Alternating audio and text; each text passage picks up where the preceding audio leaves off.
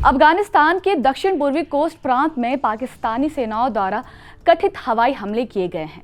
यहां अफगान तालिबान प्रशासन का आरोप है कि पाकिस्तान सेना ने देर रात हवाई हमला किया, जिसमें कम से कम 9 बच्चे और एक महिला की मौत हो गई।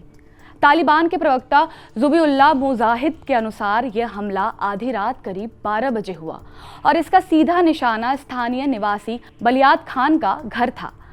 तालिबान की तरफ से जारी बयान में कहा गया है कि इस हमले में 5 लड़के, 4 लड़कियां और महिला शहीद हो गई, जबकि घर पूरी तरह मलबे में बदल गया। तालिबान प्रशासन का दावा है कि ये सिर्फ एक इलाके तक सीमित हमला नहीं था। उत्तर पूर्वी कुन्नार और पूर्वी पक्तिका प्रांतों में भी इसी रात हवाई हमले हुए, जिनमें 4 नागरिक घायल बताए जा रहे हैं। स्थानीय लोगों का कहना है कि धमाके की आवाज़ बहुत देर तक सुनाई देती रही और कई परिवार दहशत में अपने घर से बाहर नहीं निकल पाए। नमस्कार, मेरा नाम है साक्षी सिंह और आप देख रहे हैं एबीपी लाइव। सबसे पहले आपको बता दें कि 24-25 नवंबर की दरमियानी रात पाकिस्तान ने अफगानिस्तान के कई इलाकों में रात भर हवाई हमले किए, जिसके बाद दोनों देश के बीच तनाव और बढ़ गया। पाकिस्तान का जवाब आया कि हम नागरिकों को निशाना नहीं बनाते। अफगान तालिबान के आरोपों का पाकिस्तान ने तुरंत ही खारिज कर दिया। पाकिस्तान सेना के प्रवक्ता अहमद शरीफ चौधरी ने बयान जारी कर कहा कि पाकिस्तान की सेना कभी भी नागरिकों को निशाना नहीं बनाती। उनका कहना है कि किसी भी ऑपरेशन का उद्देश्य सिर्फ आतंकियों के ठिकानों पर निशाना बनाना होता है और नागरिकों को नुकसान पहुंचाने का कोई इरादा नहीं। लेकिन अफगानिस्तान इस बात को सिरे से नकार कर रहा है। तालिबान प्रवक्ता ज़बीउल्लाह मुजाहिद ने कहा, इस उल्लंघन और अपराध की कड़ी निंदा की जाती है। अपनी हवाई सीमाओं, अपने क्षेत्र और अपने लोगों की रक्षा करना हमारा वैध अधिकार है। अफगानिस्तान उचित समय पर इसका जवाब देगा।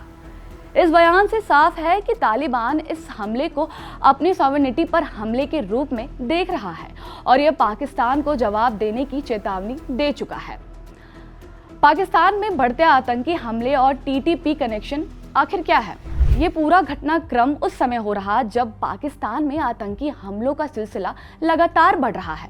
2 दिन पहले यानी सोमवार को पेशावर में पाकिस्तान फेडरल कॉन्स्टेबलरी हेडक्वार्टर पर एक आत्मघाती हमला हुआ था, जिसमें 3 सुरक्षा कर्मियों की मौत हो गई थी।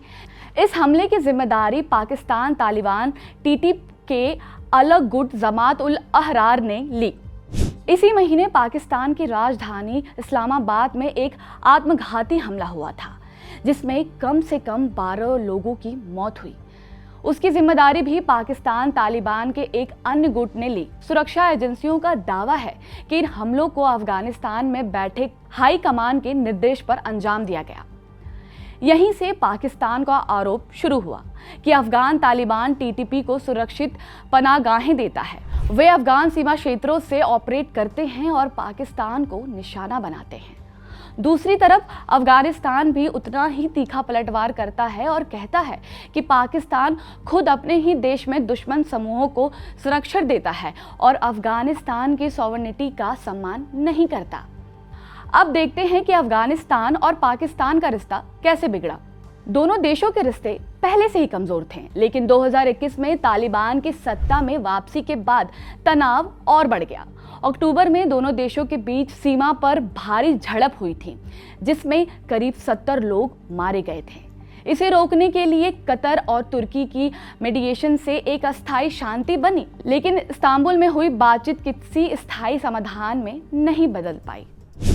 मुख्य विवाद यह है कि पाकिस्तान चाहता है कि अफगान तालिबान टीटीपी लड़ाकों पर कड़ा एक्शन ले और उनकी गतिविधियां सीमित करे, लेकिन तालिबान लगातार कहता है कि टीटीपी उनका आंतरिक मामला नहीं है और पाकिस्तान को अपनी खुद की नीतियों की समीक्षा करनी चाहिए। अब देखना होगा कि आगे क्या होगा। क्या अफगानिस्तान जवाब देगा?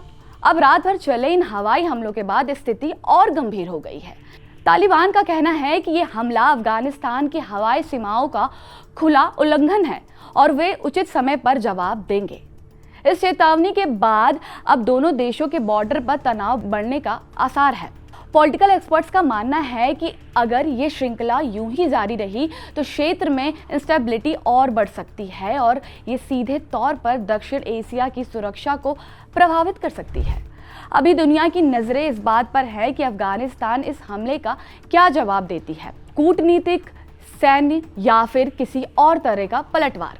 फिलहाल 9 मासूम बच्चों और एक महिला की मौत पूरी अफगान समाज को झकझोर दिया है और दोनों देशों के बीच अविश्वास और गहरा हो गया है।